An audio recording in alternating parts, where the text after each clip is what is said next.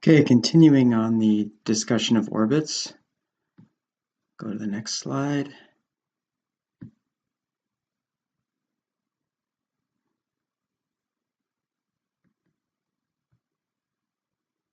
I might want to ask a question, for instance, how far is the moon from the Earth? And given the fact that it takes 27.3 days for the moon to go around the Earth, you might say 28 days, but it's actually 27.3 days. And we can talk about the reasons another time. It's because the Earth moves a little bit each month, and so it takes the moon an extra portion of a day to make up that difference, but it only takes it 27.3 days to go around the Earth. So I will use that in a bit, but before I do that, I want to show you how I can apply Newton's second law, F naught equals ma. It's the same law we've been using the entire semester thus far. We can apply it to the condition of two objects in orbit around one another, knowing that they are following circular motion. So when the moon goes around the Earth, basically it's moving in a circular path. So the acceleration is going to be equal to v squared over r. Remember, that's the centripetal acceleration of an object moving in a circular path. So the moon is doing that. The force, we illustrated this equation earlier in the semester, the one I mentioned earlier. This is Newton's law of gravity, which says that the force due to gravity is equal to this capital G, which is the gravitational constant, times capital M, which is the mass of the larger object, in this case the Earth, times smaller m, it's the mass of the moon, divided by r squared, where r is the distance between the Earth and the moon. Now this r and this r are the same. V is the speed of the moon going around the Earth, and m is the mass of the moon. So you can already see that some things are going to cancel. And I'll show you in the next slide what happens.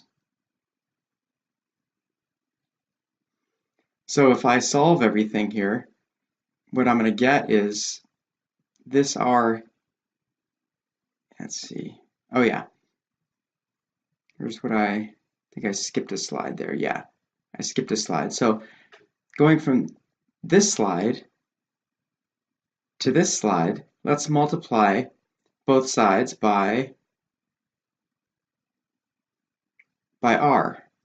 So one of the r's down here is going to go away. So this will just become g capital M little m over r. And this will just become m little m times v squared, because I multiplied both sides by r.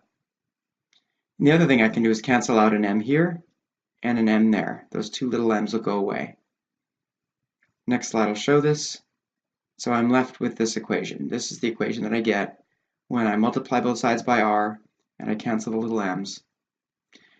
Also good to know, as we saw in the warm-up question, that v, the velocity, or this, I should say the speed of the moon, is equal to 2 times pi times the radius of the Earth-Moon distance, the separation between the center of the Earth and Moon, that's little r, divided by t, where t is the period or the time it takes for the moon to go around the Earth, which, as we said, was 27.3 seconds. So if I do this, what's going to happen is I will get rid of this term v and write it in terms of r and period. The reason I do that is because it's a lot easier to measure how long it takes the moon to go around the Earth than it is to figure out what is the speed of the moon. So we usually represent equations that are associated with an object's orbit in terms of the period, t, and the distance between the two objects, little r. So I'll plug that in here in place of v and I'll square it. And what we're going to get is this kind of interesting looking equation where we have this constant g, capital G, times capital M, that's the mass of the Earth, divided by 4 pi squared. So everything on the left-hand side is really, it's a number. We know all these numbers. And on the right-hand side, that ratio, or that number here, has to be equal to the ratio of the radius, or the distance between the center of the Earth and the center of the moon cubed, or the distance between any two orbiting objects cubed, divided by the period of one orbiting the other squared. And this should be in seconds, and that should be in meters. Now we can actually apply it to our question and figure out how far is the moon from the Earth, or which I should say the center of the moon from the center of the Earth. So what I would do is solve this equation for r. So I'll multiply both sides by t squared and take the cube root, and that's what this next equation shows us. Now the biggest thing with calculating orbits is keeping track of all the numbers, because g, capital G, as you might remember, I'll write it here. I won't write the units because they're a pain to write unless I go into equation mode. But g is equal to 6.67 times 10 to the minus 11th. I should say raised to the minus 11th. I need the equation to do that, so to avoid going into the equation at the moment, I'll just write it like that. All right, so capital G is a very small number. It's a gravitational constant. It's not little g. Keep those separate. The units of it, by the way, I'll write it out. It's Newton times meters squared divided by kilograms squared. Those are the units of this capital G. Newton meter squared per kilogram squared. So if you solve this equation for r, you're going to have this little number g here, 6.67 times 10 to the minus 11th. You'll have the mass of the Earth, which is a big number. I think it's about 4.99 times 10 to the 24th kilograms. I'll have to check that. I think the next slide will show that. And then divide that by 4 pi squared and multiply by the period squared. The period is going to be a big number because it's 27.3 days. We have to convert that to seconds. So make sure you get all your conversions right here. That's the trickiest part. And then, of course, getting the calculator gymnastics right, because you have these big and small numbers you're multiplying together. So you got to make sure you do the right thing and obey order of operation and all that kind of stuff to get the right result. But if you do that, you'll be able to find the distance between the Earth and the Moon. And I don't know that I do that here. So I'm going to leave that to you. I won't do it right now on this because I don't have a board, and it's a pain to draw on this tablet. So I'll see if you can do this. See if you can come up with a value for little r that represents the distance between the Earth and the Moon in meters. It's going to be a lot of meters. And then you can go online and check it and see how close you are. Now I'm going to ask you a question here. It's a multiple choice question. And that is, what if another object were placed at the orbit of the Moon and was made to orbit the Earth? But clearly it's going to have less mass than the Moon because the Moon's pretty big.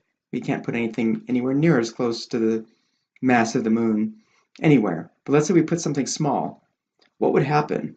Would its period be smaller than that of the Moon because it's a smaller mass? Would it be the same as the Moon, despite the fact that it's a smaller mass? Would it be larger than the period of the Moon? Or is it impossible to tell? If we had clickers, I'd ask you this question. Pause and think about it if you want. I'll do a quick pause here. Time is relative. That was a much longer pause for me than for you. So you can go ahead and pause it if you need to. But the answer is actually that it would be the same as the Moon. It would be choice B, or the second choice here. The reason is that the mass of the Moon does not play into the orbital period of the Moon. If you look at the equation, the little m's cancel.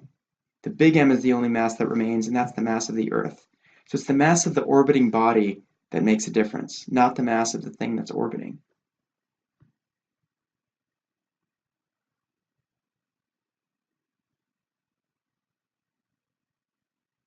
You could also calculate how fast the Moon is moving.